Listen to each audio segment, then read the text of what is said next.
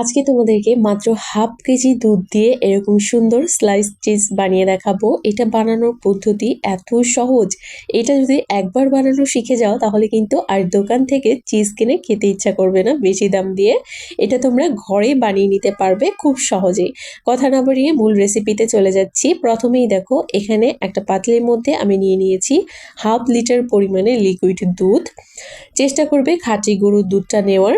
তো এটাকে আমি খুবই সামান্য একটু গরম করে নিব।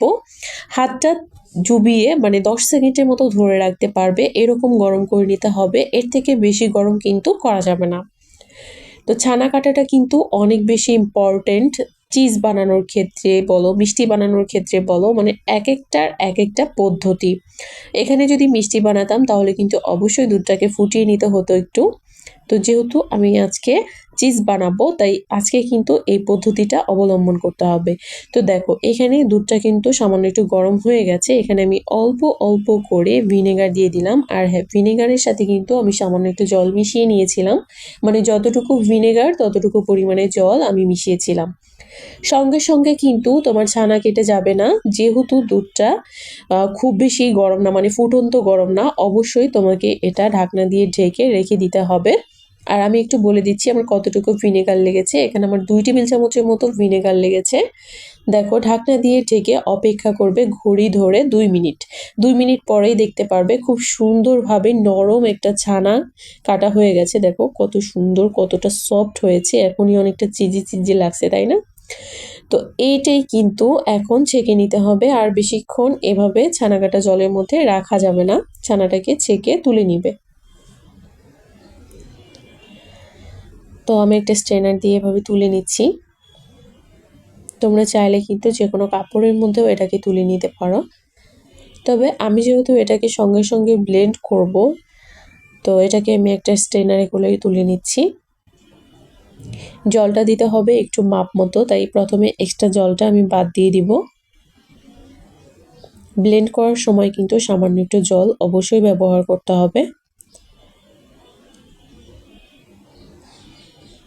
আমি একটা ব্লেন্ডার জারে নিয়ে নিচ্ছি।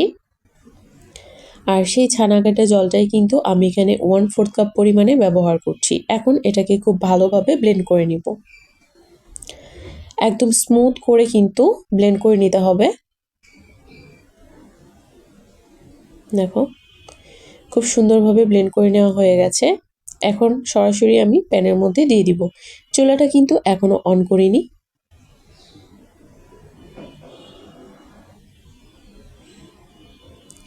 ব্লেন্ডার ধুয়ে খুবই সামান্য একটু জলও আমি এখানে ব্যবহার করেছি। সুন্দর একটা কালার আনার জন্য এখানে আমি সামান্য একটু ফুড কালার দিয়ে দিলাম। আর এখানে আছে 1 চা চামচ পরিমাণে আগার আগার পাউডার। 1 চা চামচ পরিমাণ জল দিয়ে খুব ভালোভাবে মিশিয়ে এর মধ্যে অ্যাড করে দিলাম। তোমরা চাইলে কিন্তু আগার আগার পাউডারটা লাস্টের দিকেও অ্যাড করতে পারো, কোনো অসুবিধা নেই। খুব ভালোভাবে প্রথমে আগে একটু নেড়েচেড়ে মিশিয়ে নিচ্ছি আর তারপরে কিন্তু চুলাটা অন করে দিয়েছি। অবশ্যই ভালো মতো মিশিয়ে নিয়ে তারপর চুলাটা অন করবে। তো তোমাদের প্রথমে দেখে মনে হতে পারে যে এটা তো আবার ছানা কেটে দিচ্ছে। আসলে বিষয়টা কিন্তু এমন না। এটা জাল করতে করতে ঘন হয়ে যাবে। বা যদি চাও পরে কিন্তু এটাকে আরো একবার ব্লেন্ড করেও নিতে পারো, কোনো অসুবিধা নেই। একদম বলক তুলে একটু জাল করে নিতে হবে। বলক আসার পরেও কিন্তু 2-3 মিনিটের মতো জাল করতে হবে। চিজ বানাতে আসলে খুবই অল্প সময় লাগে। তোমরা একবার বানালে বুঝতে পারবে এটা। খুবই অল্প সময় লাগে। দেখো অলরেডি কিন্তু একটা চিজি চিজি ভাব চলে এসেছে। তো এই পর্যায়ে আমি এটাকে চুলা থেকে নামিয়ে নিব। এই জন্য একটা প্লেট খুঁজবে অথবা প্লেন কিছুর উপরে চিজটা সেট করবে। তো আমি সম্পূর্ণটা ঢেলে দিচ্ছি। এটা কিন্তু এ পর্যায়ে অনেক বেশি পাতলা থাকবে, তবে ভয় পাওয়ার কোনো কারণ নেই। এটাকে তোমরা যখন সেট হতে দিবে ফ্রিজে, এটা কিন্তু খুব ভালোভাবেই সেট হয়ে যাবে।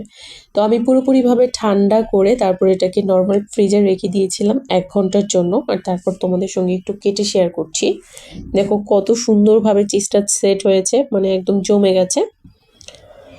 আর এই চিজটা খেতে এত বেশি মজার হয়, এটা না বানালে কখনোই বুঝতে পারবে না। তো দেখো আমি একটু পিস পিস করে কেটে নিচ্ছি।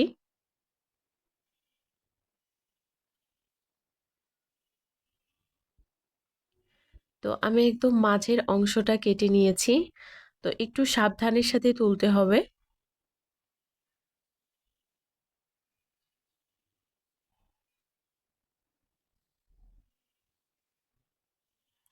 এই চিজটা দিয়েই কিন্তু আমি বার্গার বানিয়েছি। দেখো স্লাইসগুলো কতটা সুন্দর এসেছে।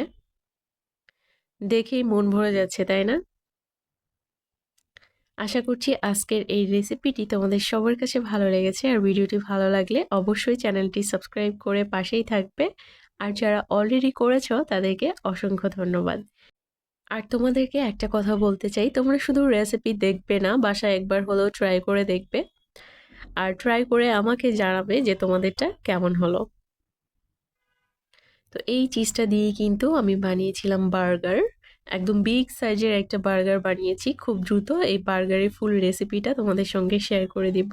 বার্গারটা খেতে এত বেশি মজার হয়েছিল। তো হোমমেড চিজ দিয়ে হোমমেড বার্গার, এটার মানে স্বাদ তোমরা না বানালে কখনোই বুঝতে পারবে না। তো সবাই ভালো থেকো।